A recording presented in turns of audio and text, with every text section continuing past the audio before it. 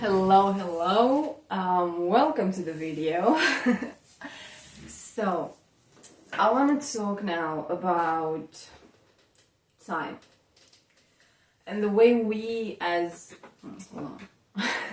the way we as humans track time and understand time, because currently humanity is not doing a great job with this. Currently humanity is not doing a great job with like anything other than destroying itself. Okay, so the calendar that we have today is fake. And I'm specifically talking about the calendar that we're using in the West and worldwide, like the official worldwide calendar that we're using. This doesn't mean that other calendars are right, like the Arab calendar or stuff like that. Nah. But basically, the time tracking that we have today is detrimental for us as a species and as individuals, because it does not allow us to be in sync with the natural rhythm of life, and therefore the natural rhythm of human life. Like, look in nature. Every species has its own rhythm. There are species that are active throughout the day, species that are active throughout the night, while humans lately have been made to be active in corporations and 9-to-5 jobs. And that's not our natural state of living life. Humans are not supposed to work 9-to-5, 5 days a week, and then retire when you're in your 60s and just get to enjoy, if you can, what's left of your life. That's a very artificial way of living life that's made by a society that just does not want humans to live their best life. So, what does a calendar, a true calendar, look like? Well, it's natural. Because that's the whole, like the focus here is our natural rhythm. Being in sync with nature. And what does it mean to be in sync with nature? Well, this is the natural horoscope, the natural zodiac. And this is truly the calendar that we should have. More so solar calendar. Because we can have two types of calendars. Solar calendar and lunar calendar. I see like there are so many people having this discussion in the media, like on social media, and like people who are spiritual, some of them say that we should have 13 months because the moon has 13 cycles throughout the year, and like they say that there are 13 zodiac signs. There are not, by the way. It's, again, the 13th zodiac sign is kind of synthetic. Orpheus is supposed to be the 13th zodiac sign, and it's somewhere between Scorpio and Sagittarius. And if you look at if we do count Orpheus as a zodiac sign, it's basically just a combination of Scorpio and Sagittarius. Literally, that's what it is. The traits of Orpheus is just a combination of Scorpio and Sagittarius. There is no reason to use Orpheus. And if you do believe that there are 13 zodiac signs, you know nothing about astrology, because astrology doesn't work with odd numbers. Astrology works with even numbers, because everything is a pair. In astrology, we have axes. We have 6 axes of 12 signs. We have 12 signs, and these 12 signs come in pairs of opposites. So we have 6 axes. We have Aries, Libra, Taurus, Scorpio axis, Gemini, Sagittarius axis, Crab, Capricorn axis, Leo, Aquarius axis, Virgo, Pisces axis. And it's the notion of an axis in astrology is very, very important. You cannot understand and work with astrology without that, without the pairs of opposites in astrology. And if we introduce a 13th sign, then this whole notion of an axis just goes away. And that's not how astrology works.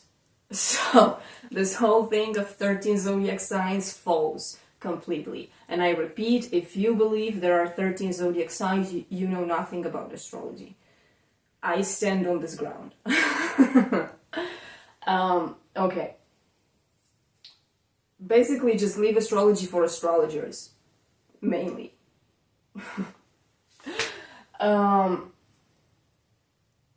But the moon indeed has a bit of an extra cycle compared to the sun. And that's why certain civilizations and certain traditions of spiritual teachings have a lunisolar calendar. That's the way we should look at this. Not with 13 months throughout the year. Not with... because basically if you say there are 13 months throughout the year, you only work with the moon. And if you say there are 12 months throughout the year, you only work with the sun. Now, truth be told, humanity is on an ascension process right now. So it's a lot more important to integrate the sun energy prior to integrating the moon energy for humans at this time. So if you want to start with the solar, the 12 months calendar. And then integrate a time tracking system that incorporates the moon cycle, which is more like 13. But the way to go is actually a lunisolar calendar. A calendar that tracks both the sun, the 12 months of the sun, and the lunar cycles, that's 13 months of the moon. The Hindu people have that. Hindu people have a lunisolar calendar. And actually, if you want to look at like spiritual truth, always look at Hinduism. Yeah. All right. Now, what's happening today with the calendar that we have today is basically the calendar that we inherited from the Roman Empire. And you see it in the names of the months. In English, it sounds a bit different because, well, English is a bit different compared to Latin. I'm Romanian, and in my mother tongue, it sounds very, very similar. So it's quite easy to figure it out. But the way they named their months had a lot to do with partly their pantheon, meaning their gods and goddesses, partly with their society and rulers, emperors, and partly like the rest of the months were just called by the number of the month. We'll get to it. But it's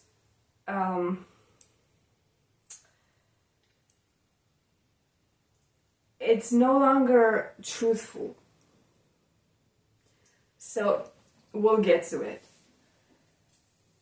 And leave this comes along with the fact that there are actually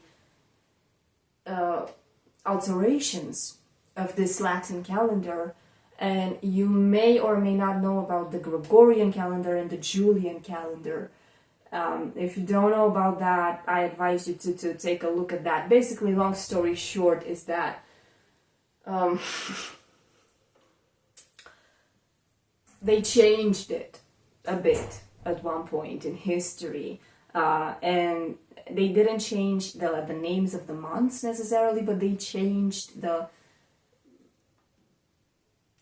It's a bit of a complicated story, and honestly, the reason for why they changed it, I don't think it's just that the official reason for which they say they changed it. I think there's a lot more to it, but I'm not willing to go into that at this point, because I just want to talk about the real calendar that we're supposed to use and the difference between the real calendar and the fake one that we have today. So, the real calendar that we're supposed to use is literally the movement of the sun throughout the constellations. Not necessarily the constellations, because if we look at the sun throughout the constellations, like literally how they are in the sky, that's sidereal astrology. And that changes with the age, the astrological age that we are in. And the only time when the two versions of astrology, sidereal astrology that looks at actual constellations in the sky, and the tropical astrology that is more fixed, the only time when these two types of astrology coincide is in the age of Aries. That's it. Because in the age of Aries, the constellation that rises at the spring equinox, the moment of the spring equinox, the constellation that rises is the constellation of Aries, and that is the sign, the first sign of the natural zodiac, tropical zodiac. So the tropical zodiac starts with Aries, and sidereal astrology starts with Aries as well during the age of Aries. So only throughout the age of Aries do these two types of astrology coincide. Sidereal astrology, as I said, is the astrology that looks directly at the sky, sees the constellation, and the actual constellation in the sky, and the planet that is in that constellation. Planet, moon, sun. Whereas tropical astrology is fixed, meaning no matter the age, because we can have the age of Aries, the age of Taurus, the age of Gemini. Actually, they're backwards. The age of Aries, the age of Pisces, the age of Aquarius, which we are in now. So basically, now, so throughout the age of Pisces, the rising constellation at the moment of the spring equinox was Pisces, and throughout the age of Aquarius, the rising constellation at the moment of the spring equinox is Aquarius. That's how you determine the age. And an age lasts for about 2,000 years. But the degree of the constellation changes throughout those 2,000 years. At the beginning of the age, you get the last degree of the constellation rising at the horizon. And then at the end of the age, you get the first degree of the constellation rising at the horizon at the moment of the spring equinox. It changes. That's sidereal astrology. It constantly changes. Whereas tropical astrology doesn't. Tropical astrology is fixed. Tropical astrology, the sun is always going to be in Aries at the moment of the spring equinox. That's what marks spring. astrologically in terms of tropical astrology. Then the sun moves into Taurus, and then the sun moves into Gemini, and that is summer, astrological summer. Then the sun goes into Crab and Leo and Virgo. Oh, sorry, I'm so sorry. I got confused. That's spring, astrological spring. Aries, Taurus, Gemini. Then the sun moves into Crab, Leo, Virgo, and that is summer, astrological summer. Then we have Libra, Scorpio, Sagittarius. That is astrological autumn. And Capricorn, Aquarius, Pisces, which is astrological winter.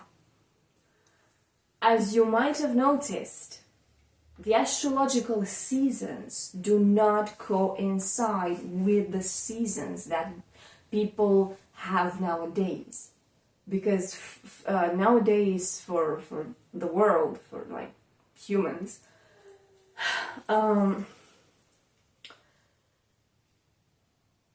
summer starts like somewhere in the Gemini season, and that's still spring astrologically. Autumn starts somewhere in Virgo season, more or less midpoint Virgo season, more or less. That's not the end of the astrological summer. So there's a difference between what people see as the calendar nowadays and the natural calendar that astrology shows. And now this is for the northern hemisphere. For the southern hemisphere is the opposite. Libra is spring, Capricorn is summer, Aries is the beginning of autumn, and Crab is the beginning of winter. But this is the calendar we should return to. And there was a time when the Latin/Roman calendar was actually this calendar. I can prove it to you. So,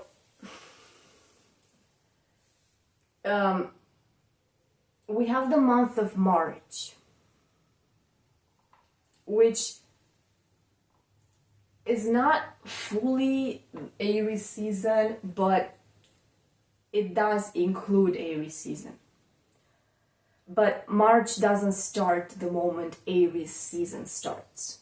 That's again because there's a difference between the calendars. How that difference happened, it's a bit long, it's a bit much of a conversation that I don't want to get into right now. And there are many historical factors to it, and actually some of those historical factors are not even that clear. But there's a difference. What should be is that the beginning of Aries season should be the beginning of March. And that should be the first month. And there was a time when the Roman calendar started with the month of March. Not with January. January is not the first month of the year. It only got to be considered the first month of the year because the world got to be ruled by Satanists. And January is the month of guess what sign? Capricorn, the sign of the devil. Yeah. But the first month is actually March. That's supposed to be the first month. And it was named March. Well, the connection is there even in English. You know, Mars, March. And even the verb march, to march. What does an army do? It marches to war. And that's what Aries rules. That's what Mars rules. So Aries season the season of the ram. The ram is the sign of Aries.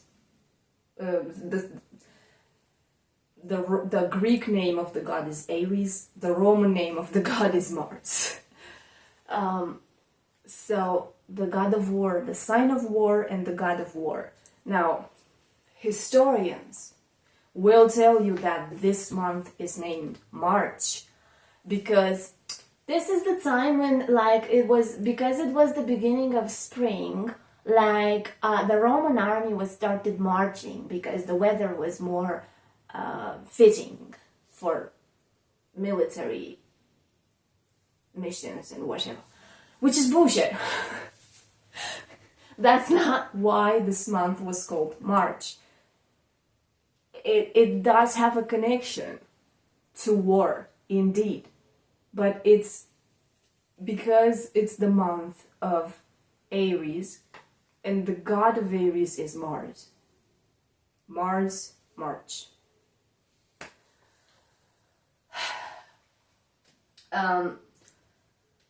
Then we would have April and June. April is supposed to be the second month throughout which we would have the season of Taurus. But again, they don't coincide. The beginning of April is not the beginning of Taurus season. And then the third month is supposed to be June. No, sorry. I got lost in all of this. It's supposed to be May. So, March, April, May. May is supposed to be the month of Gemini. And then we have June, which is supposed to be the month of the crab.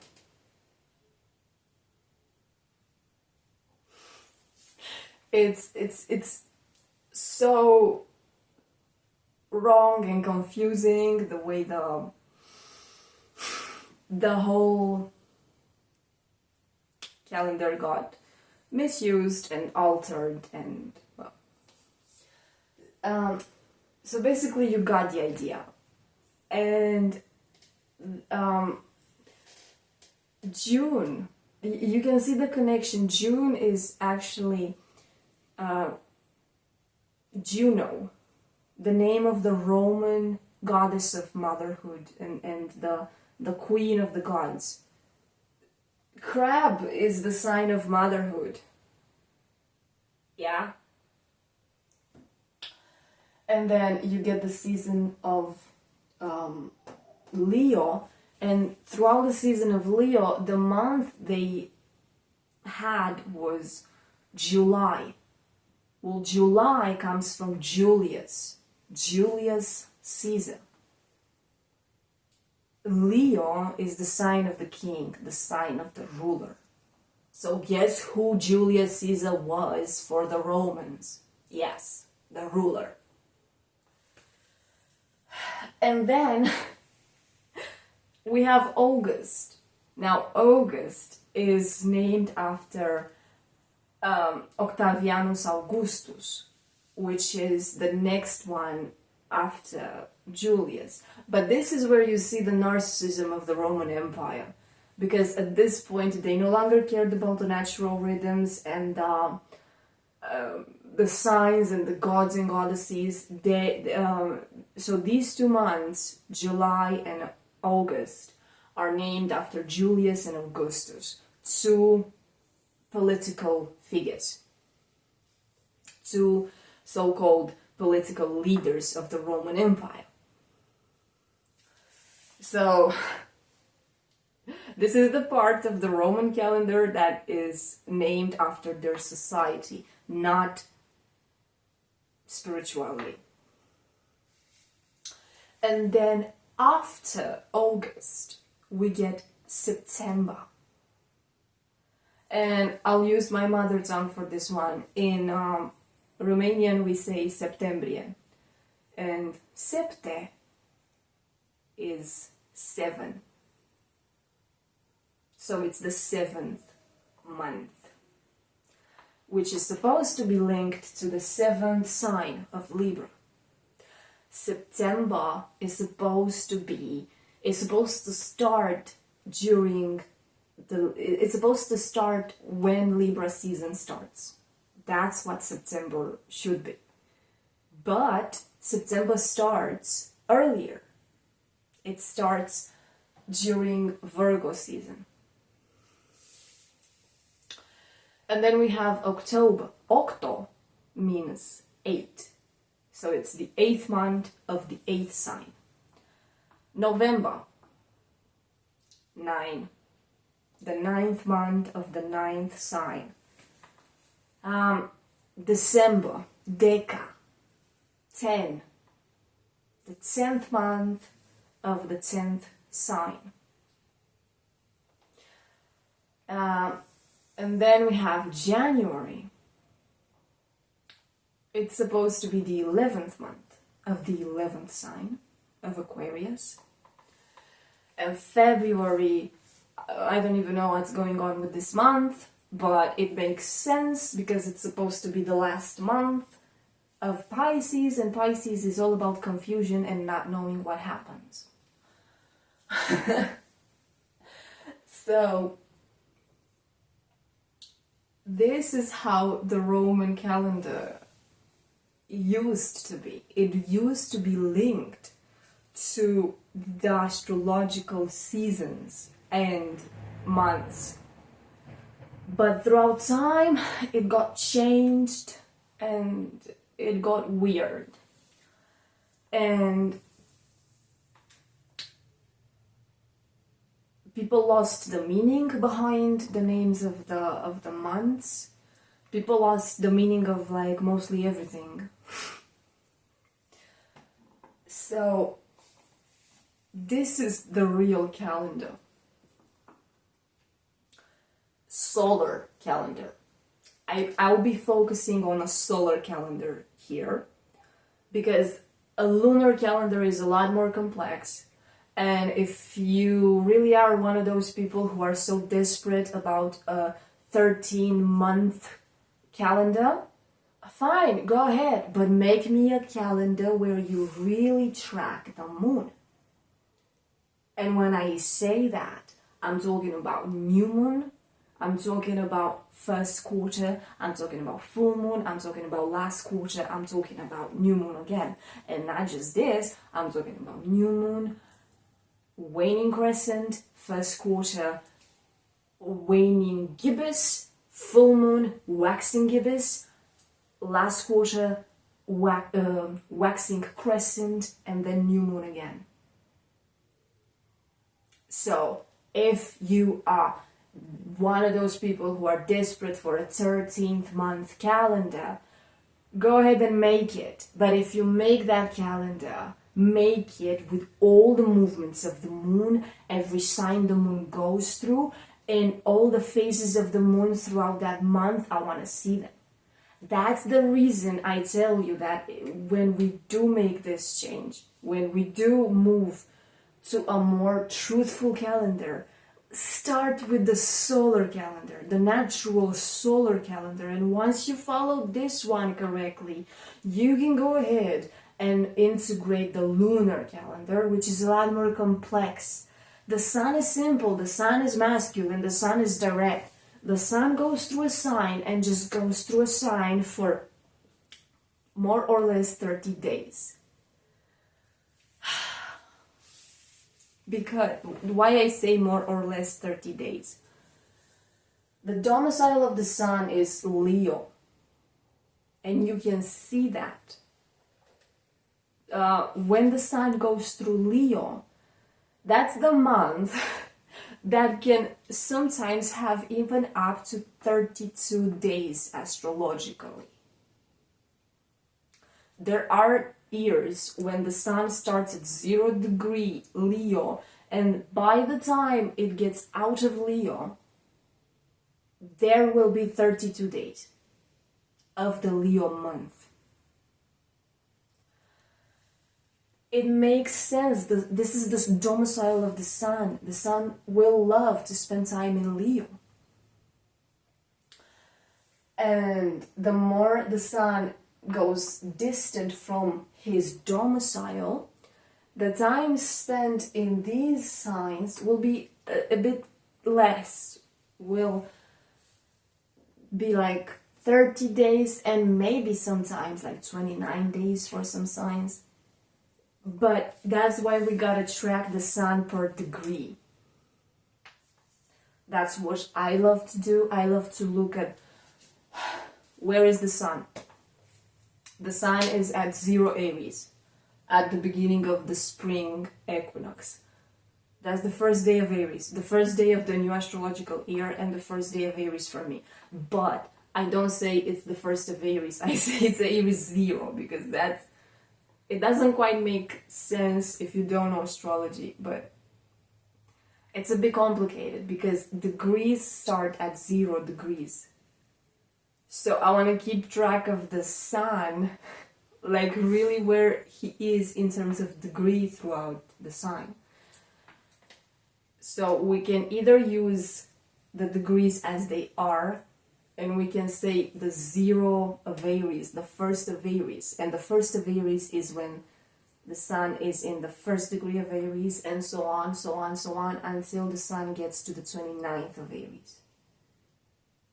Basically, there are 30 days, but it will only get to 29 because the first day is the 0 day, the 0 degree. This is how astrology is like. If you want to use 30 days and start at 1, like day 1, it means you have to round up the degree. So the 0 degree becomes the first degree. The first degree becomes the second degree. And that's why it's a bit more confusing. Second degree becomes the third day of Aries. You know? So it'd be a lot easier to just say 0 of Aries, because you know the sun is at the 0 degree of Aries that day. First of Aries, you know the sun is at the first of Aries, you know that the sun is at the first degree of Aries that day, and so on. So a solar calendar is a lot more simple, even with these nuances, is a lot more simple than a lunar calendar. If we make a solar calendar, it's a lot easier. It's a lot easier to keep track of it, to make it and to keep track of it, and to honor it. If we make a lunar calendar,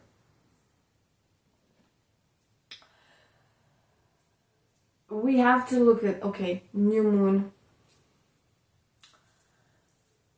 Let's say, again, starting with Aries.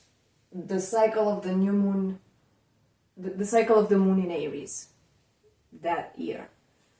We have the new moon in Aries, and then we have the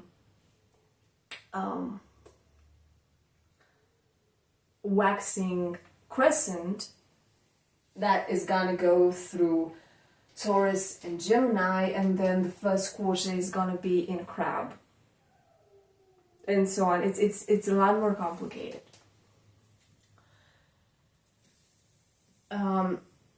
Nonetheless, useful for people who are more connected to the moon, people who use moon magic more so than solar magic. It just depends what kind of relation you have to the stars and the skies. But I do believe we should use both. But then again, I prefer, I keep repeating this, I prefer starting with a solar calendar and emphasizing this one. It's a lot more simple, it's a lot more direct. And again, humanity is supposed to ascend. So during the ages when humanity was descending from spirit into materiality, this was from the golden age down into the dark age. Throughout that process and those ages, humanity was more connected to the moon. It makes a lot of sense. The moon is body. The moon is more connected to just the body in general. Body as in like your bodily intelligence, the fluids of your body, your subconscious as a human, by extension even the collective subconscious of humanity, and the moon rules Crab, which is the sign of humanity. And it's a feminine sign. So the descending trajectory of humanity from spirit into matter was a time when humanity was more connected to the moon, and that you see that also when you look at ancient astrology. The moon sign was more important. And if you look at recent history, but when I say recent history, I mean like in the long span of history. I don't mean like the recent 20 years, I mean like the recent 2000 years. Or even more than 2000 years. There was a shift. The shift was from the moon to the sun. The focus shifted from the moon to the sun. Because the darkest point of humanity was... It happened. It happened during the incarnation of Christ. And we all know what happened. And through his death, he marked the crossing and the crossing of the threshold for humanity from materiality back into spirit. Because humanity couldn't have made it on its own. Yeah. Congratulations, humans, for being so not capable. So... The time of the crucifixion of Christ is the moment when the whole trajectory of humanity shifts from descending from spirit into materiality. It shifts to ascending from materiality into spirit, and that's where the whole role of the resurrection comes in. But I don't want to talk about that now.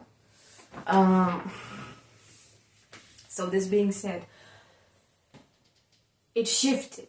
The trajectory of humanity shifted. So it's an ascending trajectory at this point. So humanity is more connected to the sun at this point. The sun helps with ascension. The moon helps with descending into the body. And it doesn't have to be a bad process. It can be a good process if understood properly and if done properly. But humans are incapable and they didn't do it properly. And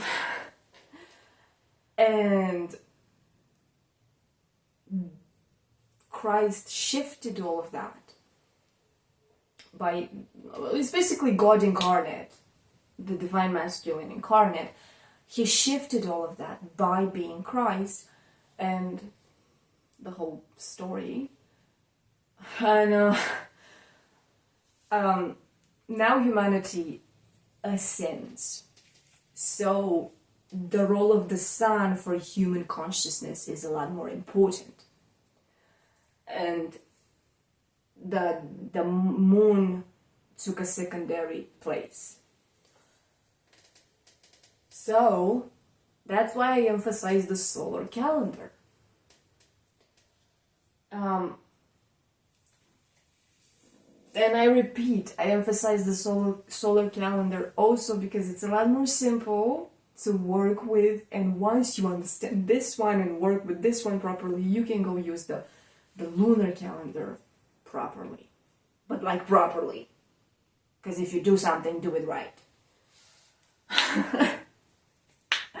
So, this is what we should have. And that's why I hate it when I see all astrologers online being like, prognosis for the month of December, for prognosis for the month of September. My girl, my man, you're an astrologer. You should know better. the month of September is a fabricated month. It's not a real month. And it is just so amusing for me whenever I hear all the astrologers online be like, yes, and in the month of, we have the sun crossing into the sign of. Well, no shit, Sherlock. That's what a month is. In ancient times, that's what the definition of a month was. The sun changing signs. That's what a month is. The month of Virgo. And then we have the month of Libra. So if we really keep track of time as we should, and as it is natural, you don't have to specify like, oh yes, and then we have the ingress of the sun into the sign of in the month of, because it's directly implied, because that's what makes the month of. The month of. The sun crossing into the sign of that month. And that's why we shouldn't change the names of the months. We shouldn't have July and August and all of that bullshit. We should have the month of Leo, the month of Aries, the month of Virgo, the month of Libra, and so on.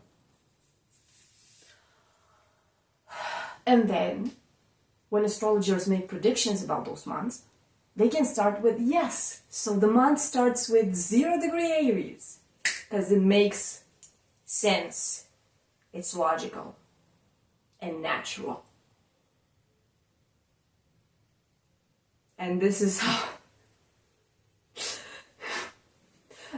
things should be. What is logical is natural, not the other way around. The groups that manipulated humanity for centuries, they made a good job at making a lot of people think that logic is not natural, that logic is scientifical and artificial and robotic and mechanistic, and no, it's not. Logic is natural. It's very simple. Nature has logic to it because it was made by the Creator with divine logic, with divine reason. But you see, that reason just is above human reason, so it kind of doesn't sit well with human ego to acknowledge that. It's a lot better when we just sit in a society that we made, because we're humans and we think we are the center of the universe. Okay. So this is the calendar of humanity, of the world, of nature, of the skies, adapted for seasons and signs and all of that.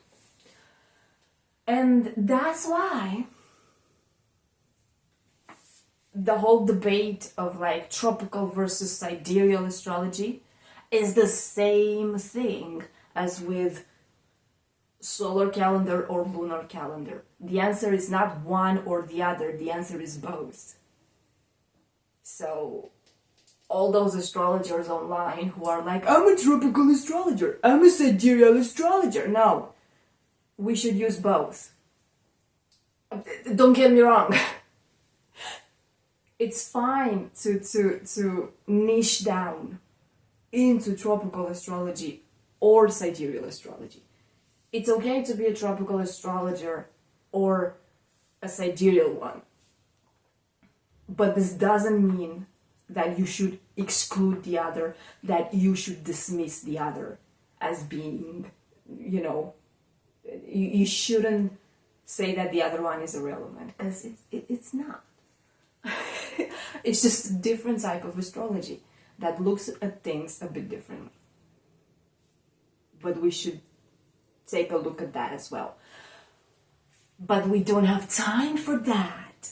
right? Because we live in the modern world where you have to have a 9 to 5 and you have to go at McDonald's and you have to sit in traffic for 2 hours a day and you have to look at TV and ingest all those ads and all of that, and like look at like mainstream movies and listen to mainstream music and look at politics and news and all of that, and all of this just